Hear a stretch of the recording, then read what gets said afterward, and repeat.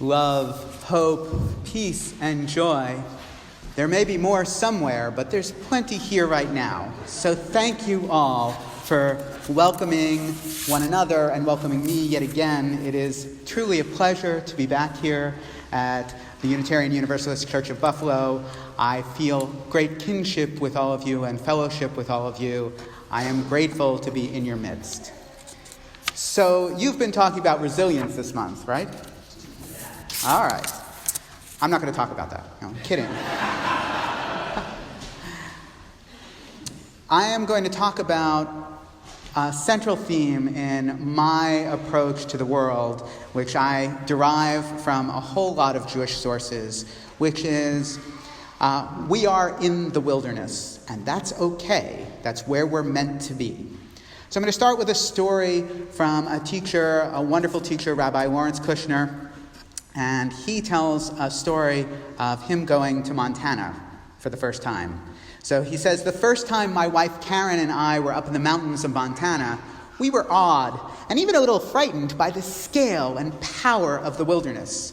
Whether buildings or bridges or even hiking trails, the creations of human beings seemed, by comparison, precariously inadequate, hopelessly finite, fragile. Back east, nature must be preserved and revered. High in the Rockies, it was the opposite. Here, we had to be wary of nature lest in a blind moment she consume us all. Everywhere, signs warned of bears. They can run and swim and climb faster than any human being, and they have been known to attack without provocation. Stories circulated about an unwary hiker just a few months ago who... Karen and I drove up to the end of the road at 2 Medicine Lake, where there is a log cabin, a general store, and a little boat which can ferry you to the trailhead on the far shore. Inside, watching hummingbirds dart to and fro around a feeder, having a cup of coffee, I met Charlie Slocum, a retired biology teacher from Minnesota who spends his summers working for the National Park Service. In the pristine Eden air, I understood why he had returned now for a score of summers. But I was more than casually concerned about being eaten by a grizzly. Get many bears up here, do you? I asked. Sometimes we get quite a few. How about on that easy trail around the lake over there? Any chance of running into any this morning so near the store? He paused long enough to hear the question behind the question and took a slow sip of his coffee. If I could tell you for sure there wouldn't be any bears, it wouldn't be a wilderness, now would it? I thanked him for his candor, and we went on our hike. Maybe that is all it ever comes down to. You can walk where things are predictable, or you can enter the wilderness. Without the wilderness, there can be neither reverence nor revelation. There is a Jewish way of the wilderness. Our stories about who we are and what we must do are derived from where we've been and what we say about who we have been and who we want to be. Our story in the regular reading of Scripture in a synagogue starts with Genesis and ends with Deuteronomy on an annual cycle.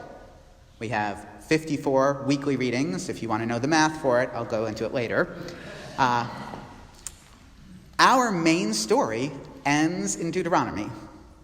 It ends before we enter the Promised Land.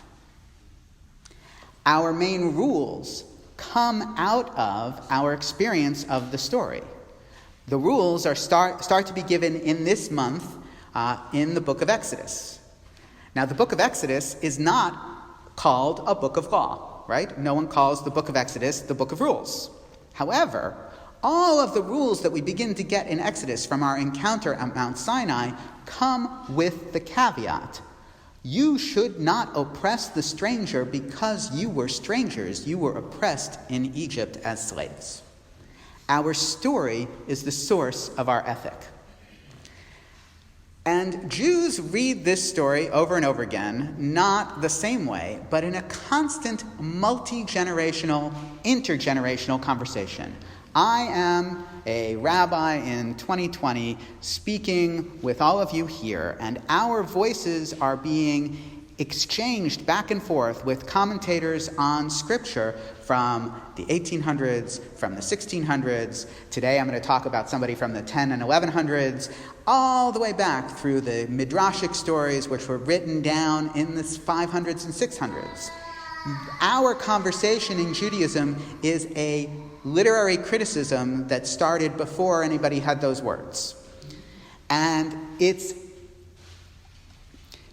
my wife likes to say that when I moved from being a philosophy student to being a rabbinical student, what I did was exchange which group of dead people I was speaking with.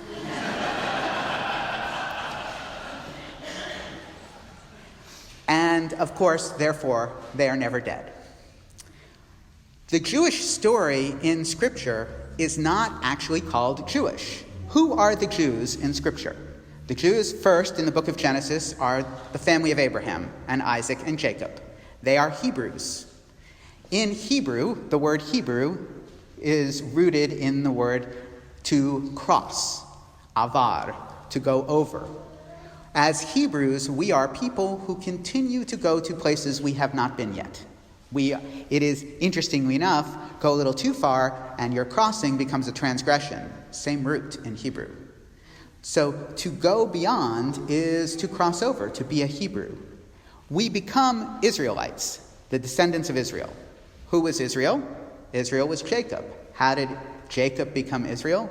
By wrestling with God. We are people who cross over and people who wrestle with God. We are not content to figure things out once. We understand that in each iteration, in each generation, in each retelling, we must come up with something new. This is a Jewish way of reading. And, of course, our story, again, ends on the banks of the Jordan. We are focused on the experience between freedom from Egypt and entrance into the Promised Land. That experience is the wilderness. Our revelation, our encounter with God, our setting up of rules are not for the idealized time when we're all going to get along. They are for the time when we have to figure out how to get along. We live in the middle point. We are traveling between a hard place and we hope a less hard place. And the only way we're going to get there is by working together. Turns out working together is complicated. You just had an appeal to show up and participate in a dream team, which was deliberately phrased as not a committee in which any of you would be responsible for anything. Right? Did I get that correctly? It is because committee work is hard. Getting out there and making decisions on behalf of our group is difficult. Hoping to include everyone's interests and being fair is difficult. This human society thing isn't easy. We are not a one-and-done species or a one-and-done culture. We need to constantly go back and figure it out. And we have not reached the Promised Land yet. We didn't reach it in Scripture either. Remember, after the Israelites crossed over the Jordan River and started conquering Canaan in English, did it work out so well? No, the story is pretty tragic. We have fits and starts, we have judges and chieftains, we have kings, some who are good, some who are terrible, we have exile, we have destruction, we have rebuilding, we have exile and destruction. Again, it is not an easy story. We are not there yet. We are still in the wilderness trying to figure it out. So there's a temptation in our lives. The temptation is maybe, just maybe, I hope everyone's okay with that. I hope they get there in time. It's another teaching. Rabbi Joseph Telushkin said, when we have to pull over or be disturbed by sirens, we shouldn't be annoyed, we should be prayerful. We should say, I hope everyone's going to be okay. I hope they get there in time. I hope they can help. Because after all, that's one of those moments when it's not about us. So there is this temptation in life, this hope. We have it in this culture in spades. This idea that at some point we will be done. At some point we can settle. At some point we can retire and we'll have enough money and it'll all be great. This is not a new sentiment. At the opening of Genesis chapter 37, Jacob, who is Israel, these words describe his state of mind. Jacob settled in the land where his ancestors dwelled, in the land of Canaan. What comes afterwards, of course, is anything but settled. For those of you who are biblical scholars, you might know that Genesis chapter 37 is just the beginning of the trouble between Joseph and his brothers. It's just the beginning of the trouble between Judah and Tamar and his sons. It's not a settled moment, and Jacob doesn't get to settle. So I mentioned a medieval commentator. This one is named Rashi. Rashi is the quintessential European Jewish commentator on Scripture. His questions about Scripture are ones that we still debate. His questions about Jewish law are still our clarifying questions. So for European Jews, he was the milestone in many cases. So Rashi, who lived through the First Crusade in 1096 in medieval Rhineland, wrote this commentary. He said, Jacob desired to dwell, to settle in peace, but then the troubles of Joseph sprang upon him. The righteous desire to dwell in peace, God said. Isn't it enough that the righteous have the world to come prepared for them, that they should also seek to dwell in peace in this world? Think about that. We all have this hope that we will get to settle, that the promised land is a real place, that it's reachable.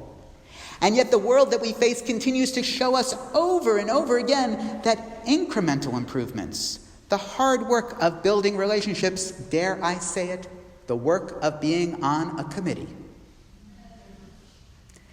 these are both the means and the goals. We are still in the wilderness, and we have a lot of work to do. In the words of another Jewish scholar, Michael Walzer, standing on the parted shores of history, we still believe what we were taught before ever we stood at Sinai's foot, that wherever we go, it is eternally Egypt, that there is a better place, a promised land, that the winding way to that promise passes through the wilderness, that there is no way to get from here to there except by joining hands and marching together.